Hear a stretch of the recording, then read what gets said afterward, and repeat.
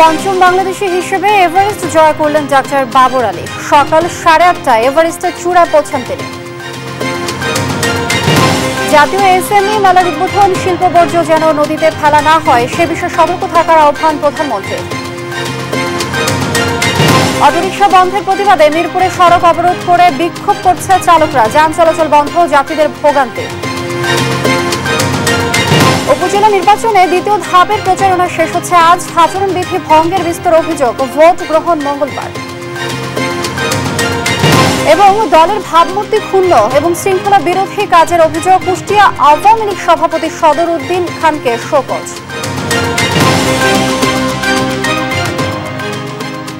দেখছিলেন শিরোনাম সংবাদ দুপুরের সঙ্গে আছে আমি লিনি আফরোজ। এবারে বিস্তারিত। পৃথিবীর সর্বোচ্চ পর্বতশৃঙ্গ এভারেস্টের চূড়ায় ফের উড়ল বাংলাদেশের লাল সবুজ পতাকা।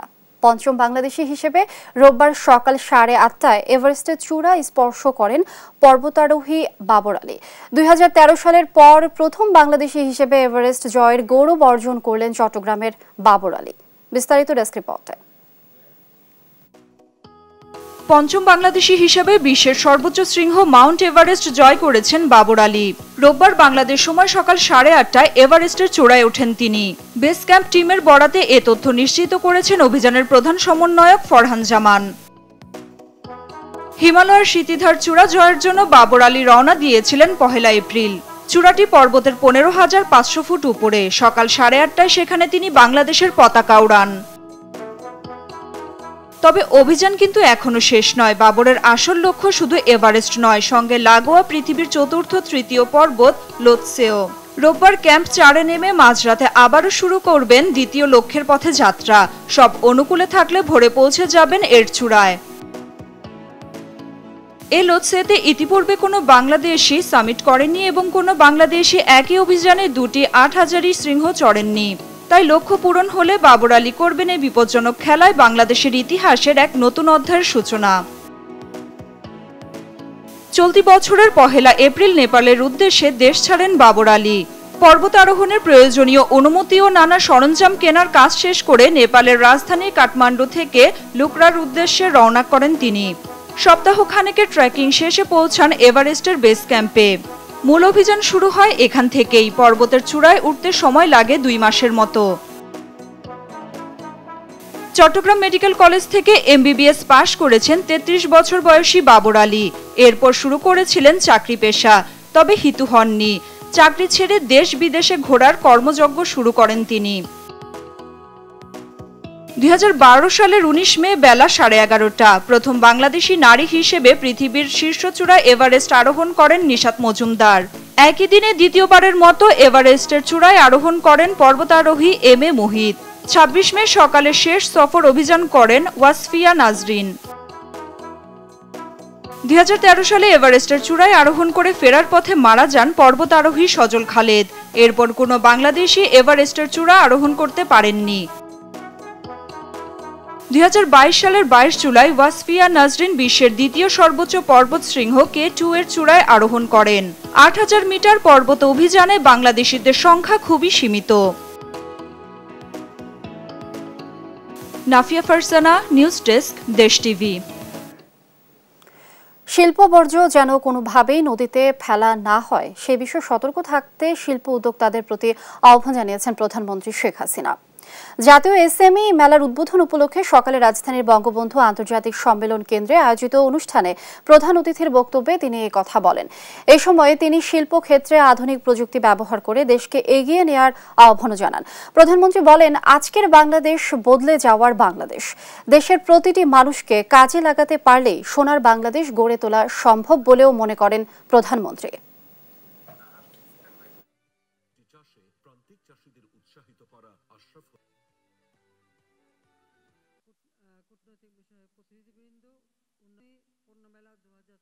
আমরা সরকার গঠন করার পর থেকে আবার আমরা উদ্যোগ নিই যে কিভাবে আমাদের দেশকে আরো উন্নত করা যায় এবং আমাদের পরিকল্পনা আমরা যখন বিরোধী দলে থাকি তখনই আমাদের কর্ম পরিকল্পনা আমরা প্রণয়ন করি, যে আমাদের অর্থনৈতিক নীতিমালা প্রণয়ন করি এবং তা আমরা বাস্তবায়ন শুরু করি এবং আমরা স্বল্পমেয়াদী, আশু করণীয়, স্বল্পমেয়াদী, মধ্যমেয়াদী, দীর্ঘমেয়াদী পরিকল্পনা হাতে নিয়ে সেই পরিকল্পনা বাস্তবায়ন শুরু করি।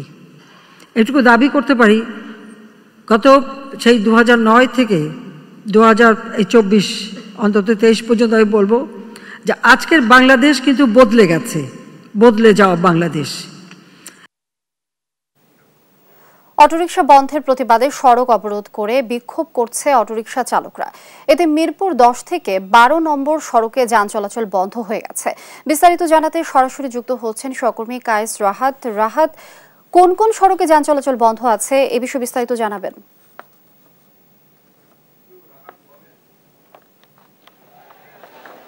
জি ধন্যবাদ লিনিয়া। যেমনটি জানেন যে মিরপুর 10-এ আজকে যে ঘটনাটি ঘটেছে সেটি হচ্ছে যে অটো চালকরা যারা ছিলেন, এই অটোগুলো নিষিদ্ধ হয়ে যাওয়ার পরে অটো চালকরা যারা ছিলেন তারা কিন্তু একটি আন্দোলনের ডাক দিয়েছেন। এবং এখানে অন্য একটি বিষয় যেটি লক্ষ্য করা যাচ্ছে যে বাংলাদেশে এই ব্যাটারি চালিত অটোগুলো দীর্ঘদিন ধরে চলে আসছিল এবং পূর্বে এই অটোগুলোকে মহাসড়কে নিষিদ্ধ করা হলেও ঢাকাতে কিন্তু নিষিদ্ধ করা হয়নি। এবং আজকে তারা যে আন্দোলনটি করছে এটির পরিপ্রেক্ষিত হচ্ছে যে কিছুদিন আগে হঠাৎ করেই এই যে ঢাকা শহরে যে ব্যাটারি চালিত অটোরিকশাগুলো ছিল সেগুলোকে নিষিদ্ধ করে দেওয়া হয়েছে সরকারের পক্ষ থেকে। এবং সেই সিদ্ধান্তের বিপরীতে গিয়ে বা সেই সিদ্ধান্তের প্রতিবাদে আজকে হচ্ছে তাদের এই আন্দোলনের ডাকটি তারা দিয়েছেন। এবং তাদের যে ভাষ্য সেটি হচ্ছে যে তারা বলছেন যে তারা সকলেই নিম্নবিত্ত আয়ের মানুষ এবং তাদেরকে অনেকের ক্ষেত্রে দেখা যাচ্ছে যে এই অটোটি হচ্ছে আয়ের একমাত্র উপার্জনের জায়গা এবং তারা এই অটো দিয়েই আসলে তাদের ঘর সংসার চালান। এবং অনেকে যেটি বলছেন যে এই অটোটি তারা কিনেছেন হচ্ছে ঋণ করে বা অনেকে কিস্তি নিয়ে, বিভিন্ন ধরনের লোন নিয়ে। তো সেক্ষেত্রে যখন হঠাৎ করে এই অটোটি বন্ধ করে দেওয়া হয়েছে তখন তাদের আসলে সমস্যা হয়ে গিয়েছে বা তারা এই কিস্তি চালাতে পারবে না বা ঋণটি দিতে পারবে না। সেক্ষেত্রে তারা এখন যেটি বলছেন সেটি হচ্ছে যে সরকার যদি কোনো একটি পুনর্বাসন ব্যবস্থা করে, পুনর্বাসন প্যাকেজের ব্যবস্থা করে তাহলে তাদের জন্য হয়তোবা সেটি ভালো হবে। এবং তাদের এটাই ছিল মূলত এক দফা এক দাবি। এবং একই সাথে তারা কিন্তু দেখা যাচ্ছে যে আমাদের যিনি সড়ক পরিবহন মন্ত্রী রয়েছেন তাদের নামে ভুয়া একটি স্লোগান দিচ্ছেন এবং তাদের এই দাবিটি পেশ করে যাচ্ছেন। এবং তারা যেটি বলছেন যে তারা একটি অহিংস আন্দোলন এখানে করতে এসছেন এবং তাদের সরকারের কাছে তাদের এটাই একমাত্র অনুরোধ যেন তাদেরকে সময় দেওয়া হয় এই অটোগুলো যদি নিষিদ্ধ করার যদি ব্যাপার থাকে এবং যদি সেইগুলোকে নিষিদ্ধ করার না হয়ে অন্য কোনো ব্যবস্থা গ্রহণ করা যায় সেই ব্যবস্থা যেন গ্রহণ করা হয়। আসলে মূল কথাটি তাদের ক্ষেত্রে যেটি শোনা গিয়েছে সেটি হচ্ছে যে তারা আয়ের বা বেঁচে থাকার জন্য একটি অবলম্বন চান, জীবিকা নির্বাহের একটি অবলম্বন চান। সেই অবলম্বনকে কেন্দ্র করে যেন তারা জীবন ধারণ করতে পারেন এটি আসলে তাদের মূল দাবি। এবং এই অটোটি এইভাবে হঠাৎ করে নিষিদ্ধ না করে যেন তাদেরকে কিছুক্ষণ সময় দেওয়া হয় সেটি আসলে তারা চাচ্ছেন। এটি ছিল আমরা এখানে দেখতে পাচ্ছি মিরপুর 10-এ। এবং একই সাথে আমরা যেটি দেখছি যে জনদুর্ভোগ কিন্তু এখানে সৃষ্টি হয়েছে তাদের এই আন্দোলনের কারণে। এখানে লম্বা একটি জ্যামের সৃষ্টি হয়েছে, মানুষজন যারা আছে তারা এখান থেকে অন্য জায়গায় যেতে পারছেন না। বাস বা অন্যান্য যে গাড়িগুলো ছিল সেগুলো কিন্তু এখানে জ্যামে আটকে গিয়েছে, যেমনটি কিছুক্ষণ আগেই দেখছিলেন বা এখনো এখানে এটি রয়েছে যে লম্বা একটি জ্যামের এখানে সৃষ্টি হয়েছে। মানুষ এক জায়গা থেকে অন্য জায়গায় যেতে এখানে ব্যাপক ভোগান্তি পোহাতে হচ্ছে তাদেরকে। এবং এর পাশাপাশি অন্য একটি যেটি দেখছি যে পুলিশি আক্রমণ সেভাবে না চললেও কিন্তু তারা কয়েকজন এখানে আহত হয়েছেন এই আন্দোলনটি করতে এসে। এবং এই মুহূর্তে আমরা যেটি দেখতে পাচ্ছি যে তারা এই আন্দোলনের এক দফা এক দাবি সেটিকে তারা না মেনে আসলে এখান থেকে নড়বেন না, সেটি হচ্ছে তাদের মূল কথা। এই ছিল আমার কাছে সর্বশেষ মিরপুর 10 থেকে। রাহাত, অসংখ্য ধন্যবাদ আপনাকে। দর্শক, অটোরিকশা বন্ধের প্রতিবাদে সড়ক অবরোধ করে বিক্ষোভ করছে অটোরিকশা চালকরা। এ বিষয়ে বিস্তারিত জানাচ্ছিলেন সহকর্মী রাহাত। দ্বিতীয় ধাপের উপজেলা নির্বাচনের প্রচারণা শেষ হচ্ছে আজ মধ্যরাতে।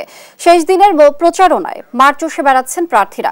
বিরামহীন প্রচারে প্রার্থীরা দিচ্ছেন উন্নয়নের নানা প্রতিশ্রুতি। মিছিল, উঠান বৈঠক ও লিফলেট বিতরণ সহ রাতে দিনে জমজমাট প্রচারণা চলছে উপজেলাগুলোতে। নির্বাচনের দিন ভালো পরিবেশের অপেক্ষায় ভোটাররা। প্রশাসনের সহযোগিতায় সুষ্ঠু নির্বাচনের দাবি জানিয়েছেন প্রার্থীরা। দ্বিতীয় ধাপে 107টি উপজেলায় ভোট গ্রহণ মঙ্গলবার।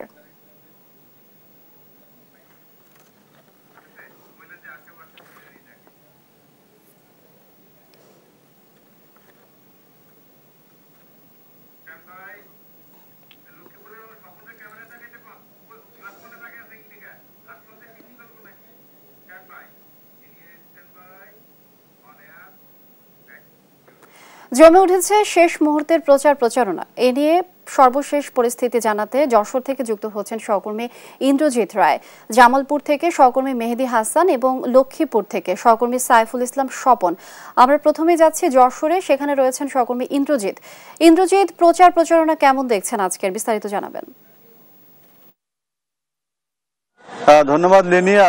দ্বিতীয় ধাপে যশোরের 3টি উপজেলায় উপজেলা পরিষদের যে নির্বাচন অনুষ্ঠিত হবে আগামী 21শে মে, এই 3টি উপজেলায় মূলত ইভিএম এ ভোট গ্রহণ অনুষ্ঠিত হবে। 3 উপজেলায় 7 লক্ষাধিক ভোটার তাদের ভোটাধিকার প্রয়োগ করবেন এবং এখানে 3টি পদের বিপরীতে 29 জন প্রার্থী প্রতিদ্বন্দ্বিতা করছেন। ভোট সুষ্ঠু, সুন্দর এবং নিরপেক্ষভাবে যে ভোট গ্রহণের জন্য প্রশাসনের পক্ষ থেকে সার্বিক প্রস্তুতি গ্রহণ করা হয়েছে।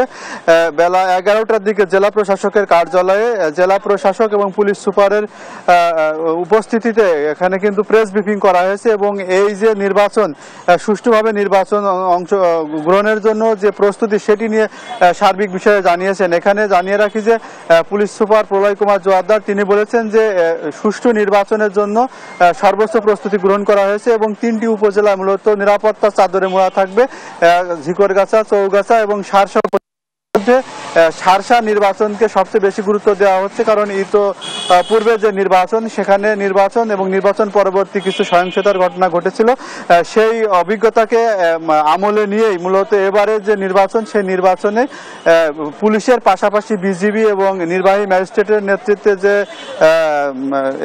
স্ট্রাইকিং ফোর্স সেটি কিন্তু জোরালো করা হয়েছে। একই সঙ্গে চৌগাছা, ঝিকরগাছাতেও কিন্তু নিরাপত্তা জোরদার করা হয়েছে। এখানে জেলা প্রশাসনের পক্ষ থেকে যেটি বলা হচ্ছে, জেলা প্রশাসক স্পষ্টভাবেই বলেছেন যে ভোটাররা যাতে নির্বিঘ্নে ভোট দিতে আসতে পারে কেন্দ্রে, সেই ব্যবস্থা প্রশাসনের পক্ষ থেকে নেওয়া হয়েছে। এক্ষেত্রে যদি কেউ ভোটারদের কেন্দ্রে আসতে কিংবা ভোট দানে বাধা সৃষ্টি করতে চায় তাদেরকে কঠোর হস্তে দমন করা হবে বলে জেলা প্রশাসক হুঁশিয়ারি দিয়েছেন। অর্থাৎ জেলা প্রশাসনের সার্বিক যে প্রস্তুতি সেটি নিয়ে তারা এখন পর্যন্ত সন্তোষ এবং বলছেন যে তেমন কোনো ঝুঁকি বা কোনো নিরাপত্তার কোনো হুমকি এখন পর্যন্ত তারা অনুভব করছেন না। তারপরেও সুষ্ঠু নির্বাচনের স্বার্থে যতটুকু নিরাপত্তা নিশ্চিত করা দরকার সেটি তারা গ্রহণ করেছেন। আমি আপনাকে জানিয়ে রাখি যে শেষ মুহূর্তে যে প্রচারণা সেটি কিন্তু এখন জমজমাট। যদি চৌগাছাতে বলি, এখানে মূলত চেয়ারম্যান পদে 2 জন প্রার্থী প্রতিদ্বন্দ্বিতা করছেন, ঝিকরগাছাতে কিন্তু 4 জন রয়েছে। সব মিলিয়ে প্রার্থীরা শেষ মুহূর্তে ভোটারদের কাছে যাচ্ছেন এবং তাদের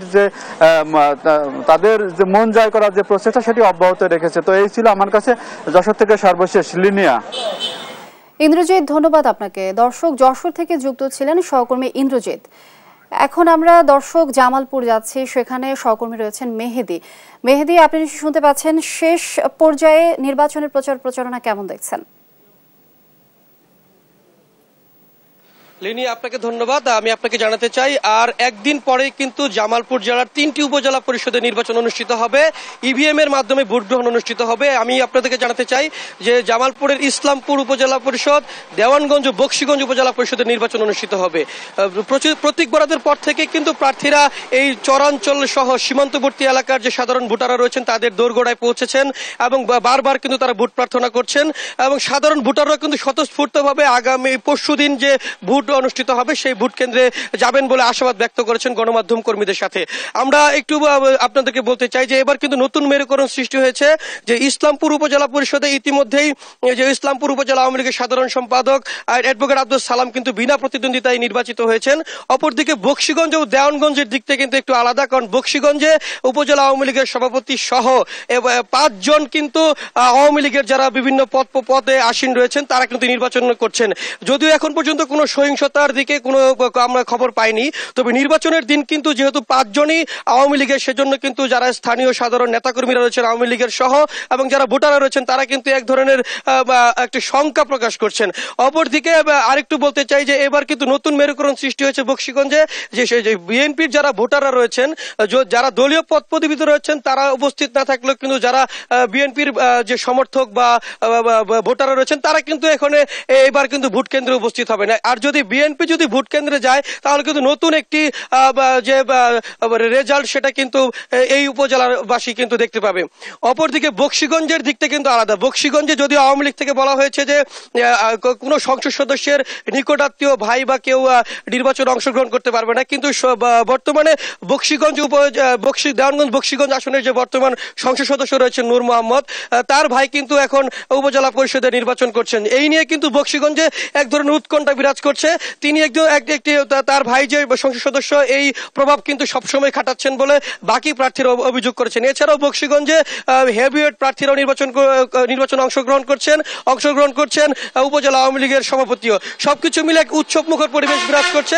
প্রার্থীরা অভিযোগ করেছেন যে ভোটের সময় শুধুমাত্র প্রার্থীরা আমাদের কাছে ভোট নিতে আসে, অপর সময় কিন্তু তাদেরকে চোখে পড়ে না। তো সবকিছু মিলিয়ে আগামী 21 তারিখে উৎসব মুখর নির্বাচন দেখতে পাবে জামালপুরবাসী, এমনটি প্রত্যাশা করছেন জামালপুরবাসী সহ সাধারণ।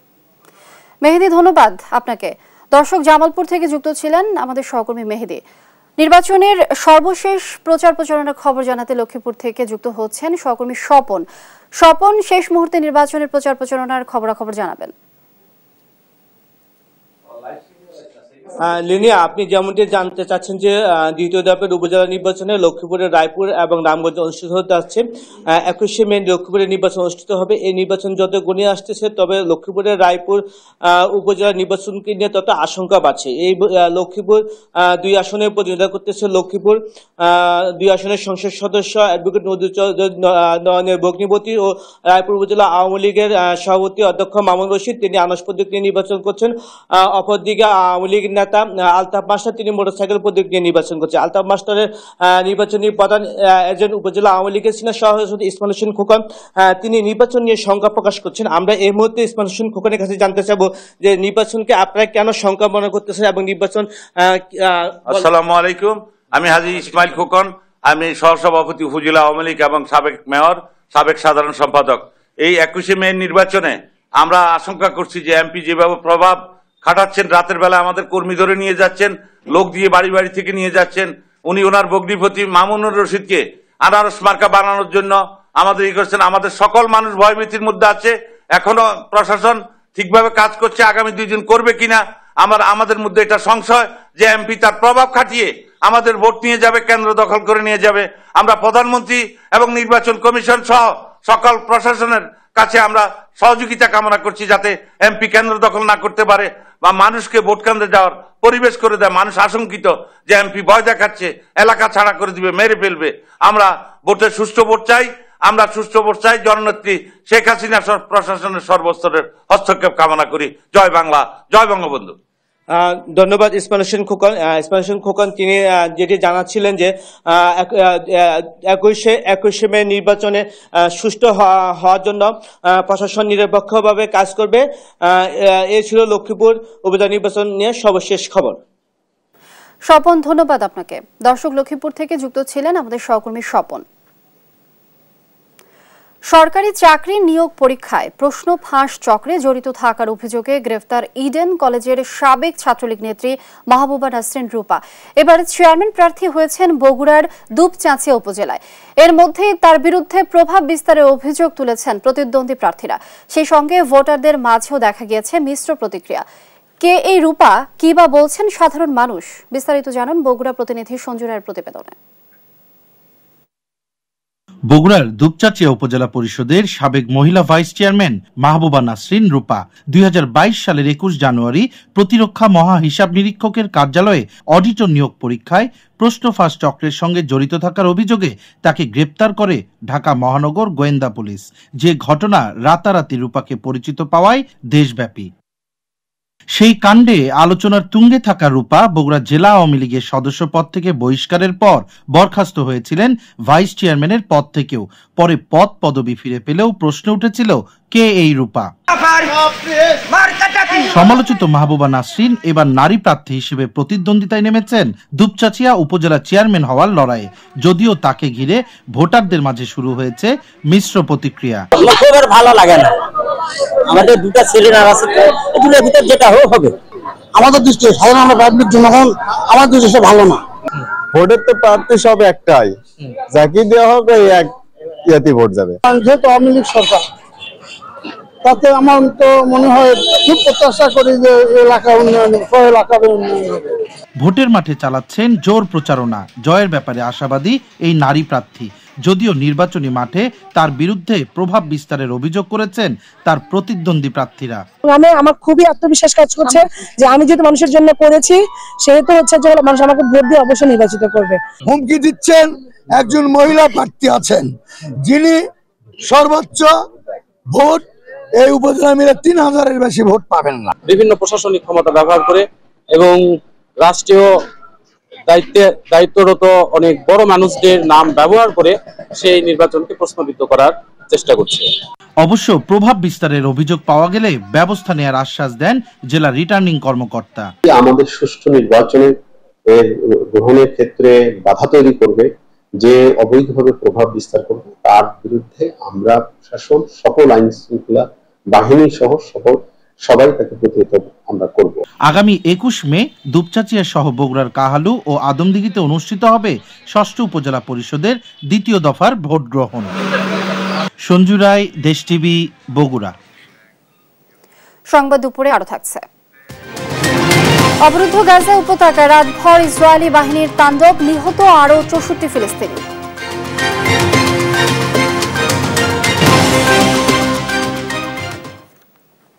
দলীয় ভাবমূর্তি ক্ষুণ্ণ সংগঠন পরিপন্থী কর্মকাণ্ডের অভিযোগে কুষ্টিয়া জেলা আওয়ামী লীগের সভাপতি সদর উদ্দিন খানকে শোকজ করেছে কেন্দ্রীয় আওয়ামী লীগ। আওয়ামী লীগের দপ্তর সম্পাদক বিপ্লব বড়ুয়ার স্বাক্ষরিত নোটিশে কেন তার বিরুদ্ধে শাস্তিমূলক ব্যবস্থা গ্রহণ করা হবে না 15 দিনের মধ্যে তার লিখিত জবাবও চেয়েছে কেন্দ্রীয় আওয়ামী লীগ। ইরফান রানার ক্যামেরায় কুষ্টিয়া থেকে নাহিদ হাসান তিতাসের রিপোর্ট। কুষ্টিয়া জেলা আওয়ামী লীগের সভাপতি সদর উদ্দিন খান 2019 সালে জেলা আওয়ামী লীগের সভাপতি হওয়ার পর থেকেই জড়িয়েছেন নানা বিতর্কিত কর্মকাণ্ডে। বর্তমান যিনি শোক পাখি, তিনি কোনোদিনও ছিলেন না, একবার আসছেন আর কোনোদিনও আসবেন না।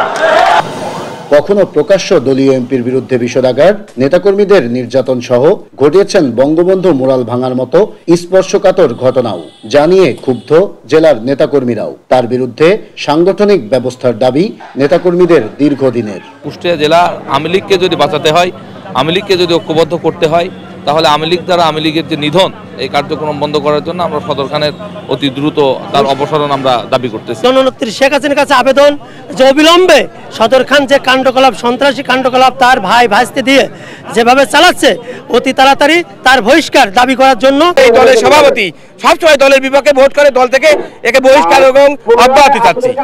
তবে দেরিতে হলেও দলীয় ভাবমূর্তি ক্ষুণ্ণ ও সংগঠন পরিপন্থী কর্মকাণ্ডের অভিযোগে কুষ্টিয়া জেলা আওয়ামী লীগের সভাপতি সদর উদ্দিন খানকে শোকজের নোটিশ করেছে কেন্দ্রীয় আওয়ামী লীগ। আওয়ামী লীগের দপ্তর সম্পাদক ব্যারিস্টার বিপ্লব বড়ুয়ার স্বাক্ষরিত নোটিশে কেন তার বিরুদ্ধে শাস্তিমূলক ব্যবস্থা গ্রহণ করা হবে না 15 দিনের মধ্যে তার লিখিত জবাবও চেয়েছে কেন্দ্রীয় আওয়ামী লীগ।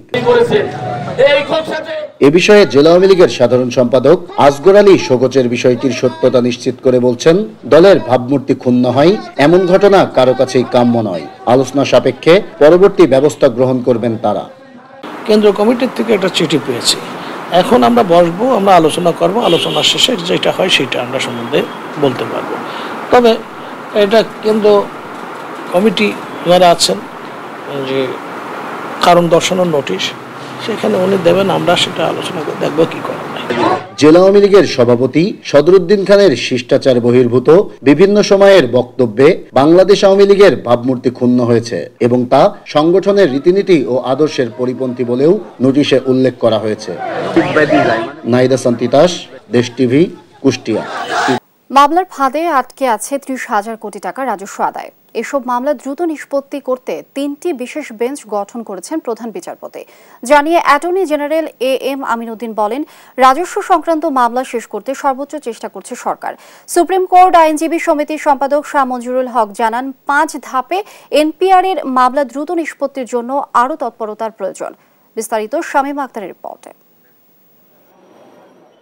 রাষ্ট্র পরিচালনার মূল ব্যয় আসে রাজস্ব আদায় থেকে। তবে প্রতি বছর রাজস্ব আদায় কর্তৃপক্ষের সঙ্গে কোম্পানির বিরোধে মোটা অঙ্কের টাকা আটকে পড়ে মামলার ফাঁদে। সুপ্রিম কোর্টের হাইকোর্ট ও আপিল বিভাগে প্রায় 14,000 মামলায় রাজস্ব আদায় আটকে আছে 30,000 কোটি টাকারও বেশি। এই হিসেব 2023 সালের ডিসেম্বর পর্যন্ত। 2023 সালে উচ্চ আদালতে কাস্টমসের মাত্র 13টি মামলা নিষ্পত্তি হয়েছে, যেখানে নতুন দায়ের করা হয়েছে 1147টি মামলা। কাস্টমসের মোট বিচারাধীন মামলা 7072টি। এছাড়া 2023 সালে আয়করের মাত্র 132টি মামলার নিষ্পত্তি হয় হাইকোর্টে। বিপরীতে এই বছর মামলা হয়েছে 490টি। আয়করের মামলা বিচারাধীন আছে 8115টি। 2023 সালে ভ্যাট সংক্রান্ত মামলায় সরকারের 30,000 কোটি টাকারও বেশি রাজস্ব আদায় আটকে আছে। রাজস্ব কর্তৃপক্ষের সাথে কোম্পানির বিরোধের মামলাগুলো প্রায় 5 ধাপে শেষ হয়। এর মধ্যে উল্লেখ্য যে রাজস্ব সংক্রান্ত জটিলতায় ট্যাক্সের উপকমিশনার নোটিশ করেন। এই নোটিশ কর আপিল আদালতে যায়। এর পরের ধাপ কর আপিল ট্রাইব্যুনাল, এরপর হাইকোর্ট, সবশেষে আপিল বিভাগ। সুপ্রিম কোর্ট বারের সম্পাদক শাহ মঞ্জুরুল হক জানান, এই সব মামলা শেষ করতে আরও তৎপরতা প্রয়োজন। সিটি সেলে অনেক, প্রায় 250 কোটির মতো বাকি আছে, 250 কোটি প্লাস। বাংলা লায়নের কাছেও 150 কোটি প্লাস। বাংলাদেশের যে এয়ারলাইন্স কোম্পানিগুলির নামে প্রায় 22টা এয়ারলাইন্স কোম্পানি, তাদের একটা ভ্যাট চাওয়া হয়েছিল। এটাও প্রায় 250 কোটি টাকার ক্লেম ছিল আমার যতদূর মনে পড়ে। আমি মনে করি যে রেভিনিউ সেক্টরে যে 3টা কোর্ট আছে, তারা যদি একটু তড়িৎ শুনেন এবং অ্যাটর্নি অফিস এবং কাস্টমস অফিস থেকে যদি তারা এটা তৎপর হয়, তাহলে এই মামলাগুলি দ্রুত নিষ্পত্তি করা সম্ভব। আর রাষ্ট্রের সর্বোচ্চ আইন কর্মকর্তা অ্যাটর্নি জেনারেল জানান, প্রধান বিচারপতি আয়করের মামলাগুলোর জন্য উচ্চ আদালতে 3টি বিশেষ বেঞ্চ করেছেন। এসব মামলার দ্রুত নিষ্পত্তিতে সর্বোচ্চ চেষ্টা করছে রাষ্ট্রপক্ষ। পুরনো মামলাগুলো শুনানির জন্য মাননীয় প্রধান বিচারপতি মহোদয় কয়েকদিন পূর্বেই একটা স্পেশাল বেঞ্চ করে দিয়েছেন। তারা শুধু এনবিআর এর মামলায় শুনছে, আরও 2টা কোর্ট আছে তারাও শুনছে। অর্থাৎ এখন 3টা কোর্ট এনবিআর এর মামলাগুলো শুনছে এবং অন্যরা প্রতিটা কোর্টই দ্রুততার সাথে শুনানি করছেন। আমরা সরকার পক্ষের আইনজীবীরা এই মামলাগুলো শেষ করার জন্য সর্বোচ্চ চেষ্টা করছি এবং আমরা আশা করছি যে মামলাগুলো অচিরেই, মানে যে পুরনো মামলা বা বড় মামলা যেগুলো আছে সবগুলো শেষ করে দেবো আমরা। রাজস্ব আইনের মামলাগুলো প্রায় একই ধরনের জানিয়ে অ্যাটর্নি জেনারেল বলেন, এসব পদক্ষেপে মামলাগুলো দ্রুত নিষ্পত্তি সম্ভব। শামিমা আক্তার, দেশ টিভি, ঢাকা। আগামী মাসে শেষ হচ্ছে পায়রা বন্দরের প্রথম টার্মিনালের নির্মাণ কাজ। এরপর সড়ক পথে শুরু হবে পণ্য আনা নেওয়া কার্যক্রম। বন্দরের রাজস্ব আয় বাড়বে 3 গুণ। এটি বন্দরের জন্য একটি মাইল ফলক বলছে কর্তৃপক্ষ। পটুয়াখালী প্রতিনিধি সাইদ ইব্রাহিমের তথ্যচিত্রে ডেস্ক রিপোর্ট জানাচ্ছে দিবাশ্রী বড়ুয়া। 2022 সালের 27 অক্টোবর পায়রা বন্দরের বেশ কয়েকটি প্রকল্পের সাথে প্রথম টার্মিনাল নির্মাণ কাজের উদ্বোধন করেন প্রধানমন্ত্রী শেখ হাসিনা। 4,500 কোটি টাকার এই প্রকল্পের কাজ করছে চায়নার 3টি ঠিকাদারি প্রতিষ্ঠান। ইতিমধ্যে শেষ হয়েছে ওয়্যার হাউস ও টার্মিনাল ভবন নির্মাণ কাজ। 650 মিটার দৈর্ঘ্যের এই টার্মিনালের জেটি ও ব্যাকআপ ইয়ার্ডের কাজ প্রায় 90% শেষ। সবকিছু ঠিকঠাক থাকলেই জুনেই এই টার্মিনালের কাজ শেষ হবে। এই কাজগুলো অধিকাংশই শেষ হয়ে গেছে। শুধুমাত্র আমাদের জেটির কিছু অংশ আমাদের সম্পন্ন করা বাকি আছে। জুনের মধ্যে আমাদের কাজ অনেকাংশেই আমাদের সম্পন্ন হয়ে যাবে। জাহাজে আসা পণ্য সৈয়দ নজরুল ইসলাম সেতু দিয়ে কলাপাড়া পৌর শহরের এলজিডি সড়ক হয়ে পৌঁছে যাবে দেশের বিভিন্ন স্থানে। তবে 2026 সালে বন্দরের নির্মাণাধীন 6 লেন সড়ক ও আন্ধারমানিক নদীর উপর সেতুর কাজ হলে পুরোদমে শুরু হবে বন্দরের অপারেশন। পায়রা বন্দর বাংলাদেশের প্রথম স্মার্ট বন্দর।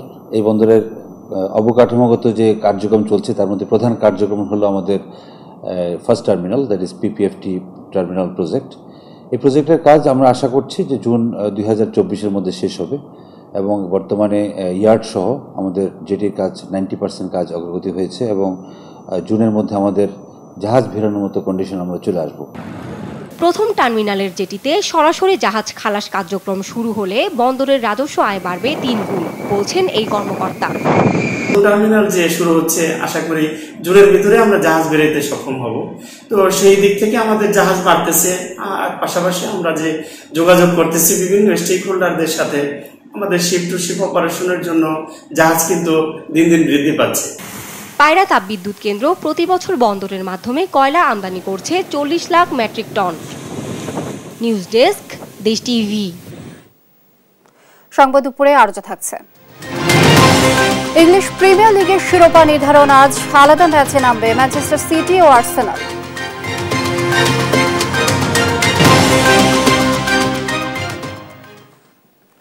দুর্নীতির অভিযোগে 5 বছর ধরে বন্ধ রংপুরের বেগম রোকেয়া বিশ্ববিদ্যালয়ের 10 তলা ছাত্রীনিবাস ভবন ও গবেষণা কেন্দ্রের নির্মাণ কাজ। এতে চরম আবাসন সংকটে ভুগছেন শিক্ষার্থীরা, সেই সঙ্গে শিক্ষকরা পাচ্ছেন না গবেষণার সুযোগ। মাহমুদ রকির তোলা ছবিতে রফিকুল ইসলামের প্রতিবেদন। 2015 সালের ডিসেম্বরে 51 কোটি টাকা ব্যয়ে 10 তলা শেখ হাসিনা ছাত্রী হল এবং 27 কোটি টাকা ব্যয়ে ডক্টর ওয়াজেদ রিসার্চ ইনস্টিটিউট নির্মাণ কাজের উদ্বোধন করেন প্রধানমন্ত্রী শেখ হাসিনা। প্রকল্প দুটির প্রথম তলার ছাদের কাজের সময় নতুন উপাচার্য হিসেবে যোগ দেন নাজমুল হাসান কলিমুল্লাহ। নিয়োগ পেয়ে নতুন পরামর্শক নিয়োগ দিয়ে প্রকল্পের মূল নকশায় আনেন পরিবর্তন। পরে ঠিকাদারকে চুক্তির বাইরে অর্থ প্রদান সহ নানা অনিয়মে কাজ শেষের আগেই ফুরিয়ে যায় প্রকল্পের বরাদ্দকৃত অর্থ। এরপর বাড়তি 89 কোটি 70 লাখ টাকা দেখিয়ে নতুন করে সংশোধিত প্রকল্প জমা দেয় বিশ্ববিদ্যালয় প্রশাসন। এসব অনিয়মের অভিযোগ তদন্ত নেমে সত্যতা পায় বিশ্ববিদ্যালয় মঞ্জুরি কমিশন। এরপরই 2019 সালের ডিসেম্বরে প্রকল্পের কাজ বন্ধের নির্দেশ দেয় শিক্ষা মন্ত্রণালয়। প্রায় 5 বছরেও কাজ চালু না হয় বিশ্ববিদ্যালয় কর্তৃপক্ষ নতুন করে প্রায় 850 কোটি টাকার প্রকল্প জমা দিলেও তা বাস্তবায়নে নেই কোনো অগ্রগতি। তো মূল জটিলতা শুরু হয়, এই কারণেই কাজ বন্ধ হয়ে যায়। এখন পরবর্তীতে এই অতিরিক্ত এরিয়ার ভবনটি শেষ করতে কি পরিমাণ টাকা লাগবে এই ধরনের একটা প্রস্তাবনা আমাদের কাছে চাওয়া হয়, আমরা পাঠিয়েছি। এখন এটি অনুমোদন প্রক্রিয়ার মধ্যে আছে। এদিকে আবাসন সংকটে নিরাপত্তাহীনতার মধ্যেই ক্যাম্পাসের বাইরে ভাড়া বাসা ও হোস্টেলে থাকতে হচ্ছে ছাত্রীদের। আমাদের যারা এই যে আমরা বাইরে সর্দারপাড়া বিভিন্ন জায়গা থেকে, আমাদের তো নিরাপত্তারও একটা সমস্যা যে আমরা বাইরে থাকছি। একটা ছোট বেডে 2 জনকে করে থাকতে হচ্ছে, 4 জনের রুমে 8 জন থাকতে হচ্ছে। মনে করেন যে মেস ভাড়া 1500 টাকা আর খাওয়া দাওয়া 1500 টাকা মিলে 3000 টাকা। হলে থাকলে সেই কষ্টটা কম হইতো। গবেষণা কেন্দ্র নির্মাণ না হয় মুক্ত পড়েছে শিক্ষকদের গবেষণার কাজও। তাই অনিয়মের সঙ্গে জড়িতদের শাস্তির দাবি তাদের।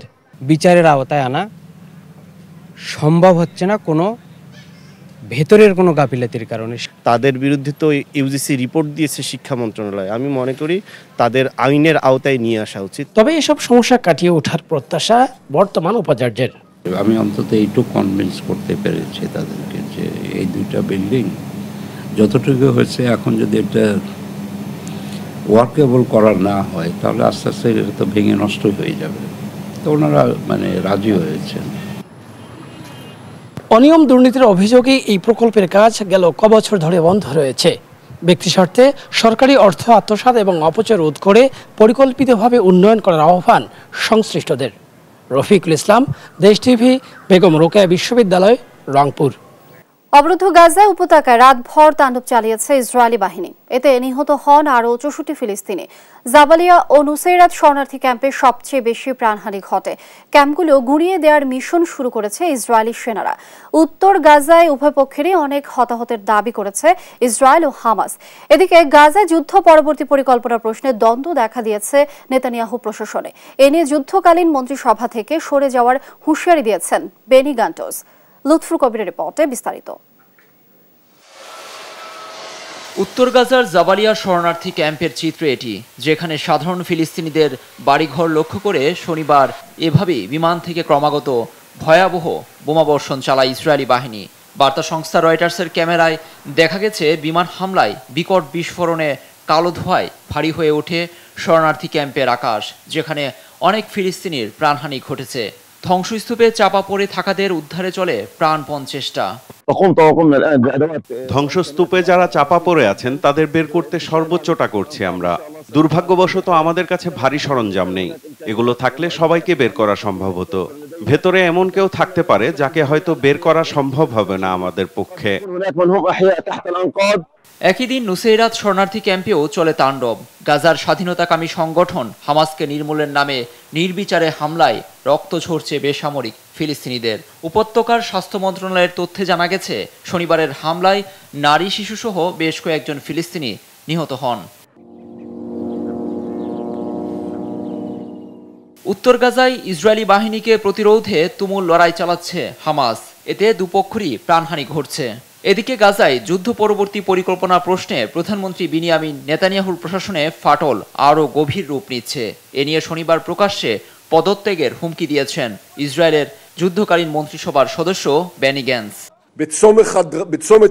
যদি আপনি জাতীয় স্বার্থকে ব্যক্তিগত স্বার্থের ঊর্ধ্বে স্থান দেন, তাহলে আপনি আমাদের এই সংগ্রামে অংশীদার হিসাবে পাবেন। কিন্তু যদি উগ্রপন্থা বেছে নেন এবং পুরো জাতিকে সর্বনাশের দিকে নিয়ে যান, তাহলে আমরা সরকার ছাড়তে বাধ্য হব।